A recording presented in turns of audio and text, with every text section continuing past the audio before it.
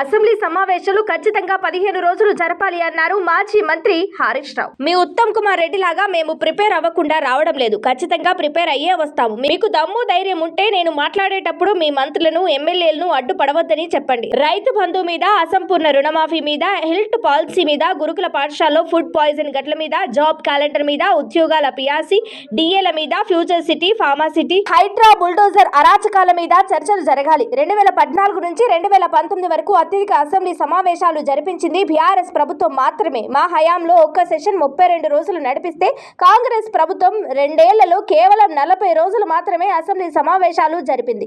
ప్రతిపక్షాల మీద బురద చల్లడానికి అసెంబ్లీ సమావేశాలు పెడుతున్నారు. మేం లేవనెత్తిన ఏ ప్రజా సమస్య మీద కూడా చర్చలు జరపడం లేదు. పాలమూరు రంగారెడ్డి ప్రాజెక్టు విషయంలో 45 టీఎంసీలకు సంతకం పెట్టారా లేదా? సూటిగా సమాధానం చెప్పండి. పాలమూరు రంగారెడ్డి ప్రాజెక్ట్ డిపిఆర్ వాపస్ వచ్చిందా లేదా? 45 టీఎంసీలతో రంగారెడ్డి జిల్లాను ఎండబెడతారా? మహబూబ్ నగర్ జిల్లాను ఎండబెడతారా? నల్గొండ జిల్లాను ఎండబెడతారా? మీడియాతో చిట్చాట్లో మాజీ మంత్రి ఎమ్మెల్యే హరీష్ రావు అన్నారు.